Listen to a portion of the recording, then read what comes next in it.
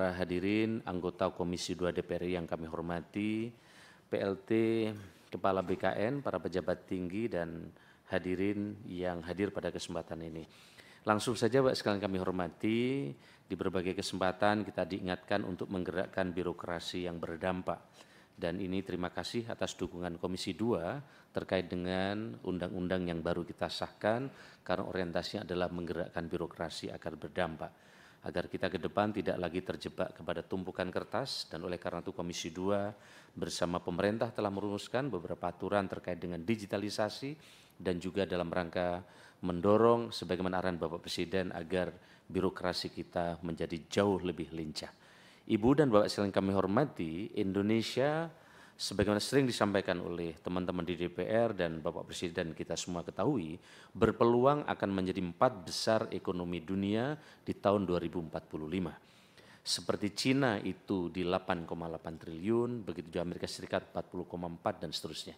Tetapi untuk menuju 4 besar ekonomi dunia ini dibutuhkan SDM yang kompetitif, birokrasi yang profesional, dan pelayanan publik yang berkualitas.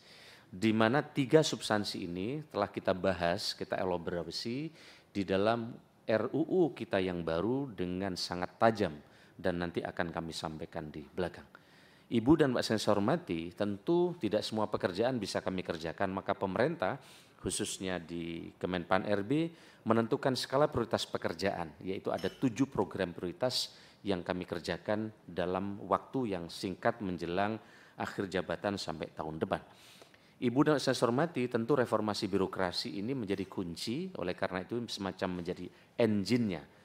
Oleh karena itu perlu ada perbaikan tumpang tindih kebijakan, penyederhanaan proses bisnis, manajemen kinerja, kemudian pembagian kewenangan, sistem merit, dan juga perampingan struktur organisasi, pengawasan, peningkatan kapasitas SDM dan sebagainya, yang substansi ini juga telah dibicarakan secara mendalam di dalam Undang-Undang ASN kita yang baru. Maka insya Allah kalau PP-nya ini sesuai inline dengan tujuan ini, maka kerangka pekerjaan kita yang berdampak terkait dengan perbaikan engine atau mesin ini akan segera bisa berjalan dengan baik. Begitu juga terkait dengan reformasi birokrasi, di mana ada keinginan agar birokrasi kita berkelas dunia, tetapi kita masih berada dalam zona yang tarik tambang tidak pernah selesai. Kadang birokrasi berkelas dunia, kadang di sebelah kanan, kadang juga di sebelah kiri. Mudah-mudahan ke depan ini akan segera selesai. Slide-nya teman-teman agak cepat mungkin. Nah, Ibu dan Mbak saya hormati, sehingga dengan demikian target dari pemerintah, karena RUU ASN-nya sudah selesai, maka tarik-menarik di reformasi birokrasi tadi bisa segera jalan. Slide-nya mana ya? Oh, loading-nya agak lambat. Oh ya. Kemarin habis banyak rapat tentang pemilu ini, jadi loadingnya berat. Oh, masih lambat ya? Belum bisa ya? Oke. Oh.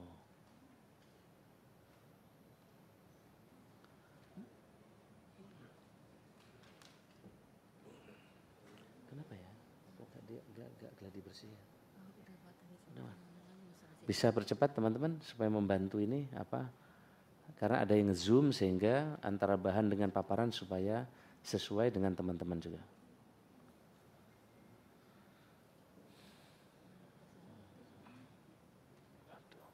Bukan tim yang biasa kita.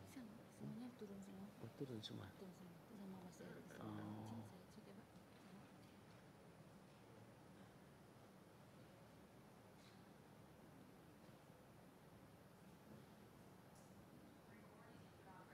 Baik, Pak sekalian saya hormati, karena banyak teman-teman juga anggota Dewan yang terhormat dengan Zoom, sehingga mohon maaf kami supaya menyesuaikan dengan slide. Inilah saya kira soal SDM, sistem budaya kerja, dan beberapa masalah yang lain, ini juga telah dibahas dengan tuntas dalam undang-undang. Nah, paralel dengan ini, pemerintah telah melakukan penyederhanaan struktur organisasi sebagaimana diinginkan oleh undang-undang. Paralel dengan ini, telah kami lakukan penyederhanaan struktur 48.168 di 99 kementerian dan lembaga. Begitu juga pengalihan jabatan fungsional sebanyak 43.915 yang sekarang terus bertambah sebagai syarat untuk memberikan penilaian RB-nya naik dalam rangka peningkatan tukin. Sehingga sekarang kami jadikan syarat tunjangan kinerja tidak bisa dinaikkan jika penyederhanaan struktur organisasinya belum jalan, begitu juga pengalihan jabatan fungsionalnya juga belum dijalankan dengan baik. Penyerahan jabatan untuk birokrasi yang lincah juga paralel dengan undang-undang dibahas, kami juga telah kerjakan yang sebelumnya klasifikasi jabatan pelaksana 3.414 klasifikasi, kini tinggal 3 klasifikasi saja, dan ini berdampak kepada 1,4 juta ASN. Di berbagai kementerian lembaga juga sekarang disederhanakan. Di Kementerian Keuangan misalnya ada 63 kelompok jabatan, sekarang tinggal 3 saja. Begitu juga di BRIN yang terus kami dorong agar segera ada penyederhanaan, sekarang juga sedang proses melakukan penyederhanaan sehingga target kami ke depan akan jauh lebih lincah. Jabatan fungsional juga sama, yang dulu hanya pindah satu rumpun, sekarang sudah pindah lintas rumpun. Anggota Dewan berkali-kali mengeluhkan kepada kami karena banyak guru-guru dan dosen terjebak untuk mengisi DUPAK, Daftar Usulan Penetapan Angka Kredit, dengan Permen PAN 13. Setelah kami pangkas, tidak lagi ada pengisian DUPAK yang cenderung administratif sehingga ASN bisa total mengajar dan targetnya capainya ke depan akan lebih lincah. Penyerahan perbisnis juga sama, terus akan kami dorong terus. Layanan kenaikan pangkat yang terus kami evaluasi dari 14 tahap menjadi 2 tahap, pensiun dan seterusnya kami pangkas. Begitu juga terkait dengan LAN yang terus kami dorong, sebelumnya 16 tahap, sekarang 5 tahap, dan layanan yang lain terus akan kami pangkas prosesnya. Sehingga dengan demikian undang-undang selesai, alhamdulillah beberapa proses bisnis pemangkasan yang lain juga sudah selesai. Begitu juga perencanaan evaluasi reformasi birokrasi. Hampir semua kementerian lembaga sekarang minta dinaikkan tukinnya, tetapi Kemenpan tetap berpegang teguh sebagaimana mandat anggota Dewan agar proses bisnis dan pemangkasan jabatan itu terus dikerjakan sehingga itu menjadi syarat untuk kenaikan tukin. Kami juga telah pangkas, dulu tidak terjebak di hulunya, sekarang sudah ke dampaknya. Sehingga harapan kami ini ke depan akan menyelesaikan berbagai masalah. Ibu dan Mbak Sekalian kami hormati, agenda transformasi dalam Undang-Undang Nomor 20/23 telah diselesaikan. Terima kasih Bapak Ibu sekalian. Kita langsung masuk ke agenda transformasi dalam Undang-Undang ASN yang tadi disampaikan oleh Pak Ketua. Agenda transformasi dalam ASN ada 7 agenda. Pertama adalah soal rekrutmen dan jabatan ASN. Yang kedua adalah terkait dengan kemudahan mobilitas talenta nasional. Ketiga, percepatan pengembangan kompetensi. Yang keempat adalah penataan tenaga non-ASN. Kelima adalah reformasi pengelolaan kinerja dan kesejahteraan ASN. Keenam adalah digitalisasi manajemen ASN. Dan ketujuh adalah penguatan budaya kerja dan citra institusi. Inilah rumah undang-undang ASN transformasi yang menjadi bagian penting dari ke depan. Mudahnya adalah prioritas pengembangan SDM dan reformasi. Arahnya adalah ke depan di atas itu outcome-nya adalah untuk birokrasi kita agar ke depan profesional dan berkelas dunia, indeks persepsi korupsi kita semakin baik, dan indeks efektivitas pemerintahan semakin baik. Ujungnya adalah yang paling atas, targetnya pelayanan publik lebih baik dan masyarakat lebih sejahtera. Jadi orientasi dari undang-undang ini sebagai harapan anggota Dewan yang terhormat dan target dari pemerintah adalah pelayanan publik yang lebih baik dan masyarakat yang lebih sejahtera. Tentu undang-undang ini hanya bagian saja, puzzle penting transformasi ASN salah satunya adalah regulasi undang-undang dan PP menjadi penting yang ini insya Allah terus akan kita percepat. Platform digital smart ASN Pak Ketua sekarang sudah sedang bergerak. Kita sedang ingin integrasikan, sekarang sedang jalan antara platform yang ada di Kemenpan, kemudian di BKN dan juga di LAN, sekarang dibantu oleh GovTech kita Peruri. Kita sedang bekerja keras, learning yang ada di LAN sekarang platformnya sedang kita satukan. Sehingga tidak banyak lagi ada ratusan platform yang menyulitkan ASN kita, segera akan kita akhiri dan ini seiring dengan yang dimandatkan oleh Undang-Undang ASN. Yang keempat adalah pegawai ASN yang memiliki growth mindset. Oleh karena itu learningnya harus dirubah dan anggota Dewan yang terhormat di dalam undang-undang telah memberikan arahan baru yang nanti LAN juga harus segera mendefinisikan dengan cara baru. Yang berikutnya yang ketiga adalah para pemimpin yang cakap dan berkomitmen. Bapak Sekalian saya hormati, yang pertama adalah pokok-pokok peraturan pelaksana yang ingin kami sampaikan terkait dengan undang-undang ASN ini. Pertama adalah terkait dengan pemetaan peraturan Undang-Undang 20/23. Ini adalah petanya, Bapak sekalian, ada 23 substansi yang mendapat pengaturannya dalam PP, sehingga nanti ini target kami ini bisa dibagi 2 PP saja yang nanti akan kita sepakati bersama anggota Dewan yang terhormat. Berdasarkan pemetaan terhadap seluruh substansi yang diamanatkan dalam undang-undang dan mempertimbangkan tenggat waktu 6 bulan penyelesaiannya, maka pemerintah akan menyusun RPP turunan Undang SN ini setidaknya dalam 2 peraturan pemerintah. Pertama, RPP tentang manajemen ASN yang terdiri dari 19 bab, serta RPP tentang penghargaan dan pengakuan, serta anggaran manajemen ASN. RPP ini dipisahkan pengaturannya secara tersendiri mengingat di dalam akan diatur mekanisme pensiun yang membutuhkan kajian lebih lanjut. Di samping itu pengaturan ini akan memiliki dampak terhadap beban fiskal negara.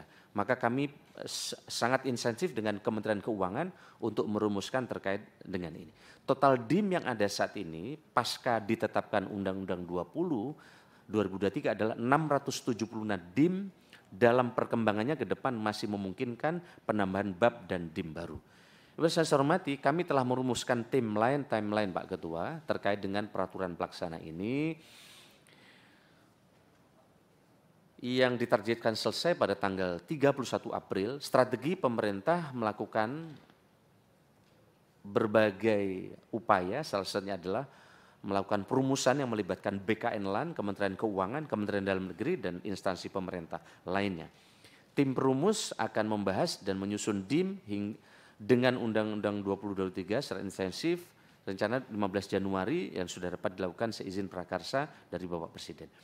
Ibu saya hormati, inilah ruang lingkup Pak Ketua yang kami bahas di dalam peraturan pelaksana ini yang akan kita bahas. Satu, terkait dengan penguatan budaya kinerja dan citra organisasi. Kemudian perluasan ruang lingkup mekanisme bekerja P3K yang tadi Pak Ketua tekankan. Yang ketiga adalah jabatan manajerial dan non-manajerial. Yang keempat, resiprokal jabatan ASN dengan prajurit TNI atau anggota Polri. Yang kelima, perbaikan kesejahteraan ASN. Yang keenam, hak dan kewajiban ASN. 7, penetapan kebutuhan ASN. 8, pengadaan CASN. 9, penguatan sistem manajemen kinerja. 10, pengembangan talenta dan karir. 11, pengembangan kompetensi. 12, pemberhentian ASN. 13, organisasi profesi. 14, digitalisasi manajemen ASN. 15, penyelesaian sengketa ASN. Dan 16 adalah penataan tenaga non-ASN. Ibu dan saya hormati, pertama penguatan budaya kerja dan citra institusi, pada bagian ini akan diatur bahwa nilai dasar yang ada di Undang-Undang ASN akan berlaku sama untuk semua instansi pemerintah. Hal ini tidak seperti kondisi sekarang di mana instansi pemerintah memiliki nilai dasar masing-masing yang sangat rentan untuk diubah apabila terjadi perubahan kepemimpinan, sehingga kurang mengakar dalam diri pegawai ASN. Di dalam bagian ini juga akan diatur bahwa pegawai ASN yang melakukan pelanggaran nilai dasar dan kode etik serta kode perilaku akan diberikan konsekuensi. Yang kedua adalah terkait perluasan ruang lingkup dan mekanisme bekerja P3K. Diperlukan perluasan konsep P3K agar pegawai dapat bekerja secara paruh waktu sesuai kesepakatan kerja. P3K agar pegawai dapat bekerja secara paruh waktu sesuai kesepakatan kerja. P3K yang bekerja secara paruh waktu diperuntukkan untuk jabatan non-manajerial.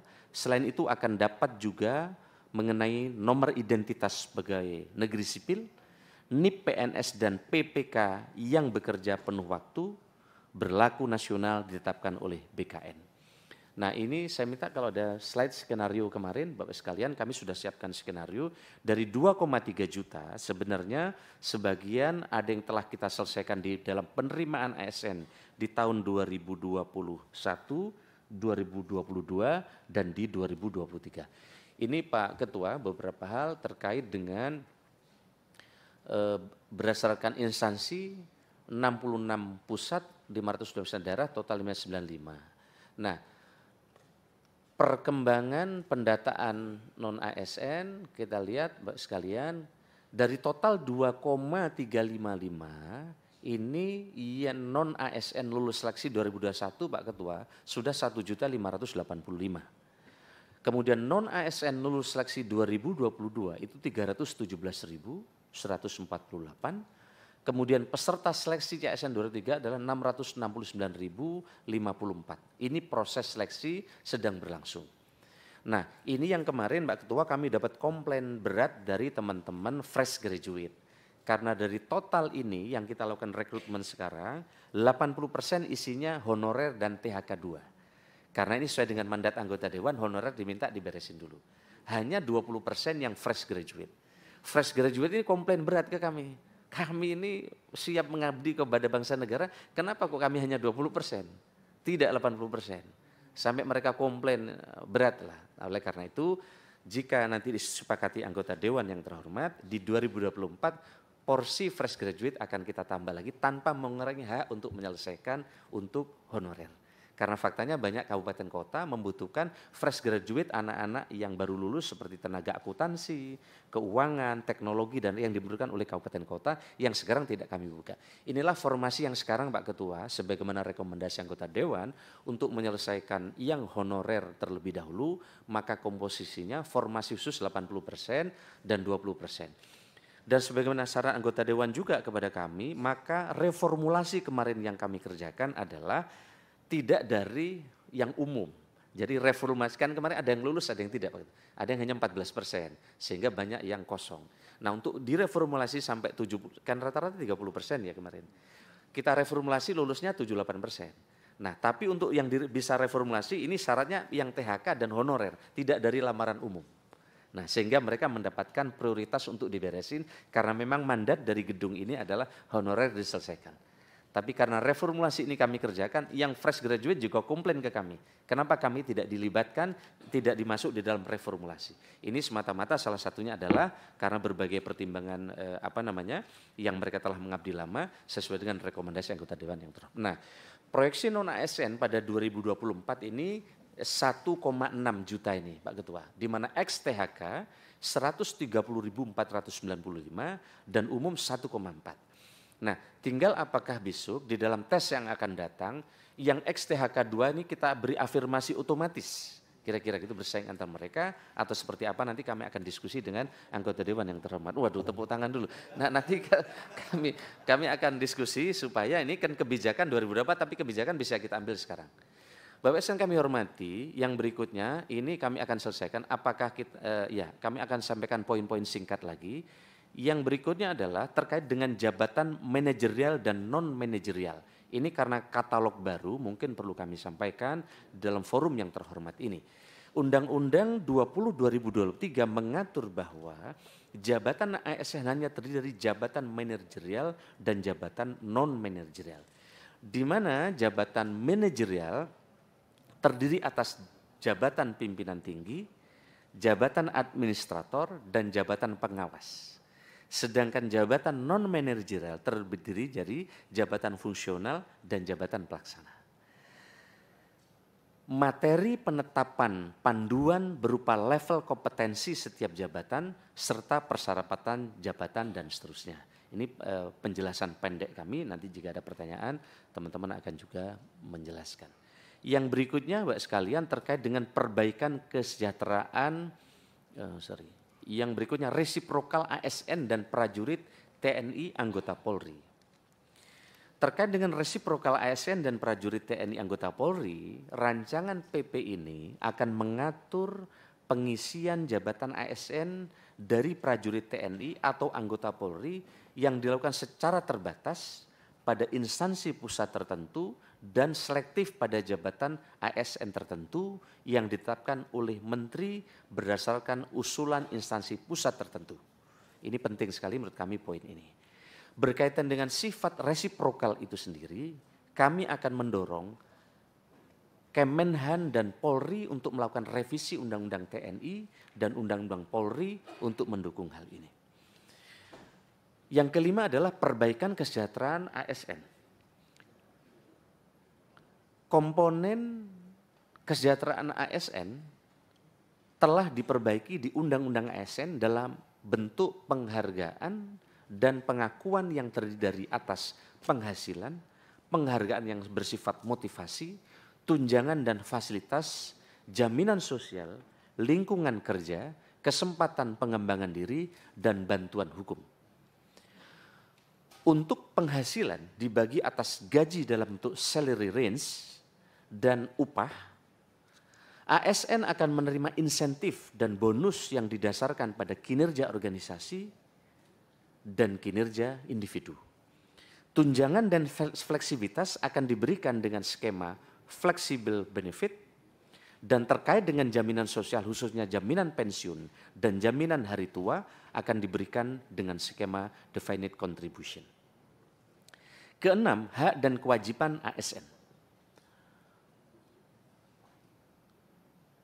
Hak ASN akan diberikan sesuai dengan komponen penghargaan dan pengakuan ASN, sedangkan terkait dengan kewajiban dilakukan penyederhanaan proses pemberian sanksi disiplin, termasuk penyederhanaan bentuk-bentuk sanksi, serta maksimalkan peran komite suksesi dalam pemberian sanksi.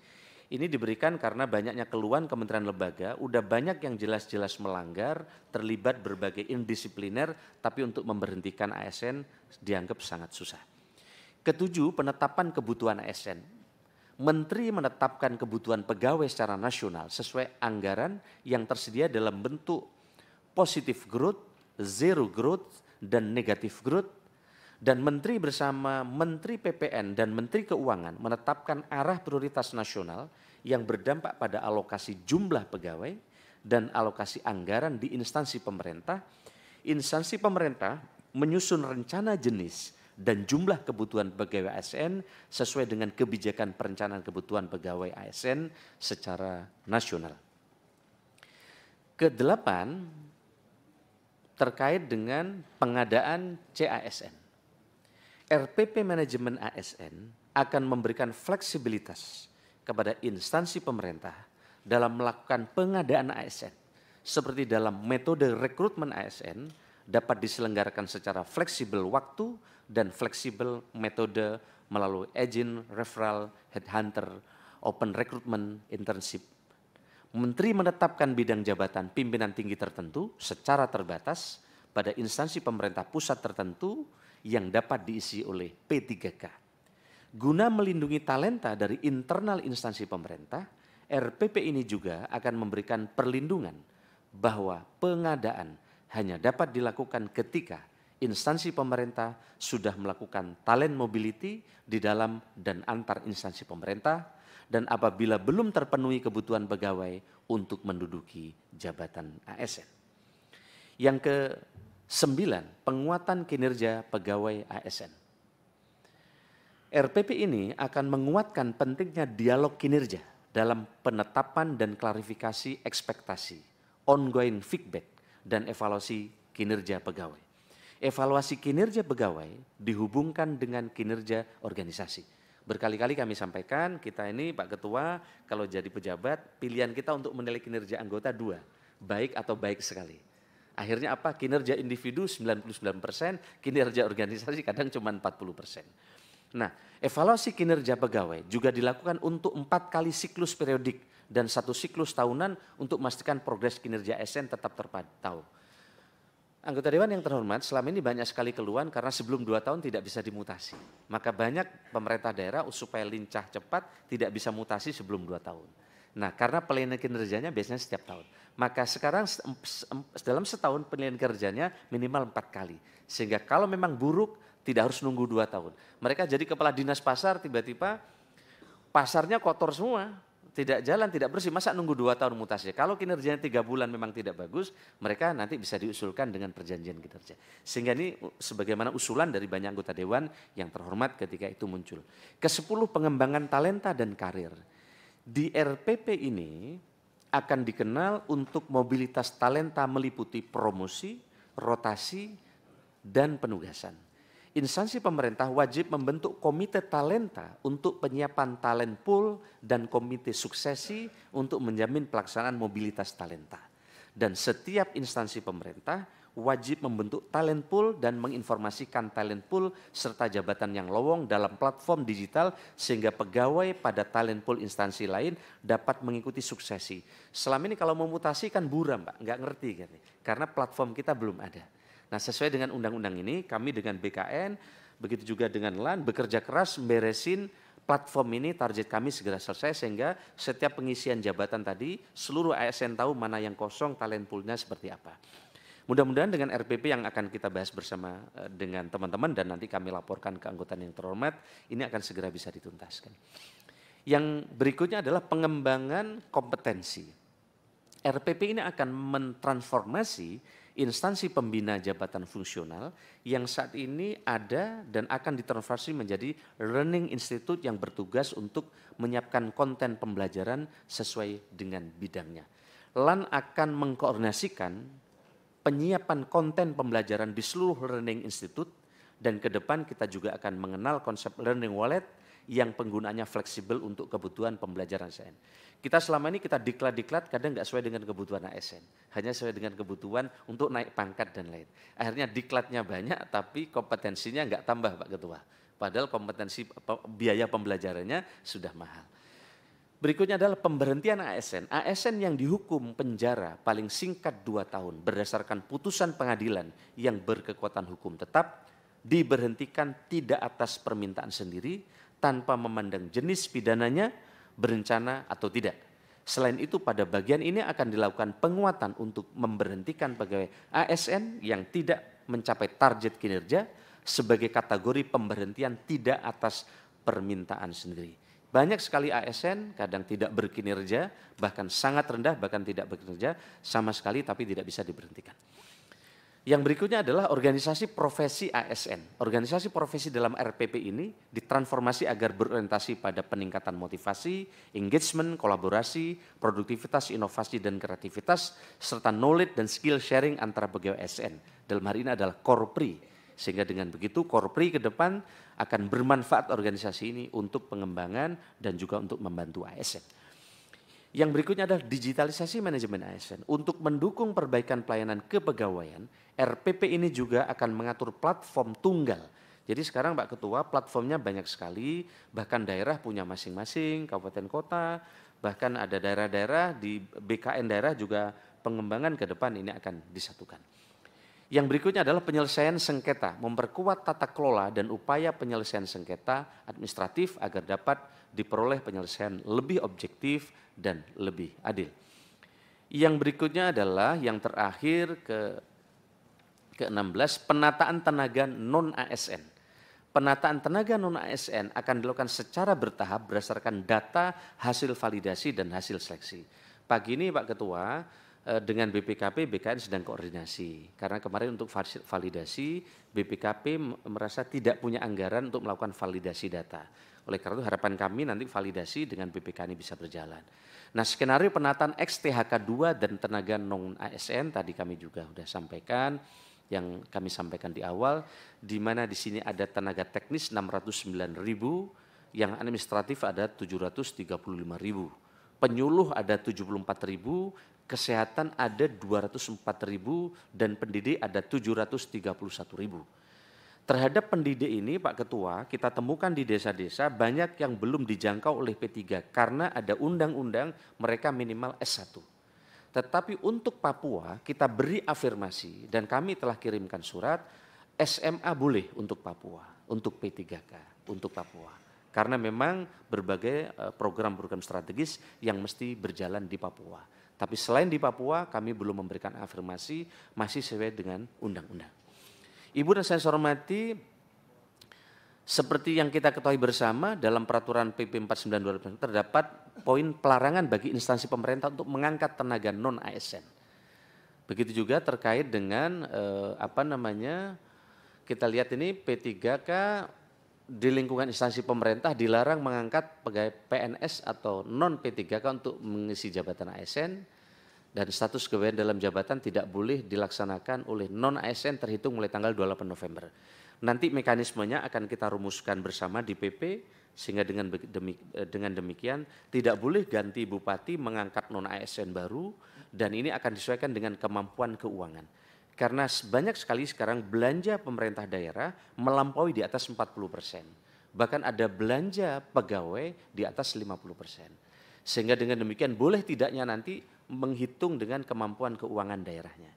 Karena kalau nanti terlalu besar belanja ke pegawainya, maka program untuk membangun di daerahnya akan berkurang.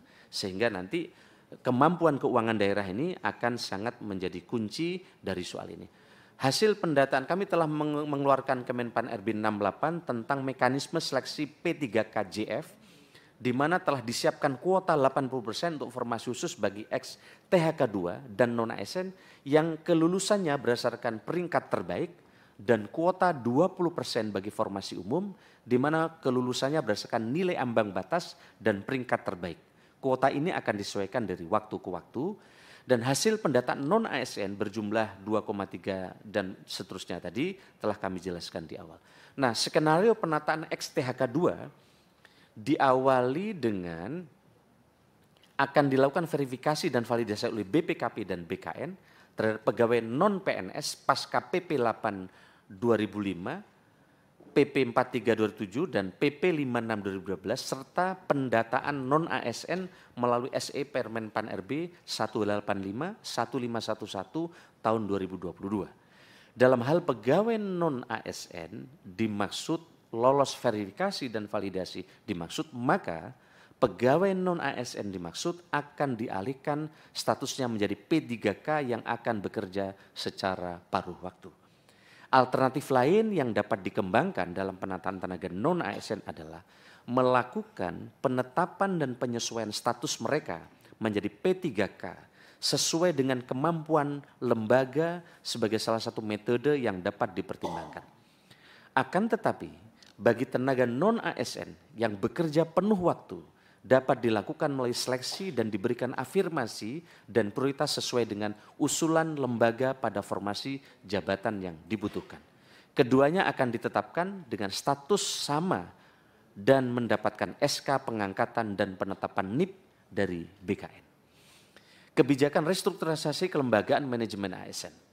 Selanjutnya, terkait dengan kelembagaan manajemen ASN, pemerintah tengah melakukan proses restrukturisasi kelembagaan Kemenpan RB, LAN, dan BKN agar sesuai dengan amanat Undang-Undang Nomor 20 2023. Kemenpan RB akan diarahkan untuk menjadi regulator kebijakan strategis, koordinasi, sinkronisasi, dan pengendalian manajemen ASN. LAN akan fokus untuk pengembangan kapasitas dan pembelajaran ASN. Sementara BKN akan diarahkan untuk menjadi Center of Excellence dalam peningkatan pelayanan manajemen ASN dan juga pengawasannya. Selain itu, dalam rangka pengalihan fungsi pengawasan sistem merit pasca tidak diaturnya KSN dalam Undang-Undang Nomor 20 Tahun 2023, maka Kemenpan RB akan berperan dalam perumusan kebijakan sistem merit dan pelaksanaan penilaian sistem dalam indeks reformasi birokrasi. LAN akan berperan dalam pembelajaran kepada ASN, pejabat pembina kepegawaian, dan pejabat yang berwenang terkait dengan sistem merit, nilai dasar, kode etik, dan kode perilaku ASN. Sementara BKN akan berperan dalam pengawasan pengendalian penerapan sistem merit dengan transformasi kelembagaan ini diharapkan pengawasan penerapan sistem merit dapat ke depan dapat lebih efektif dilaksanakan. Ibu dan saudara saya hormati, kami kira ini yang bisa kami sampaikan. Mohon maaf yang sebesarnya Pak Ketua jika banyak sekali kekurangan-kekurangan di dalam paparan. Sebelumnya saya ingin tutup dengan pantun. Beli bolam naik Kopaja, malah nyasar ke lain kota. Siang malam pemerintah bekerja untuk masyarakat yang kami cinta. Minum kopi rasa gula aren, sambil ngobrol bersama rekan pasca undang-undang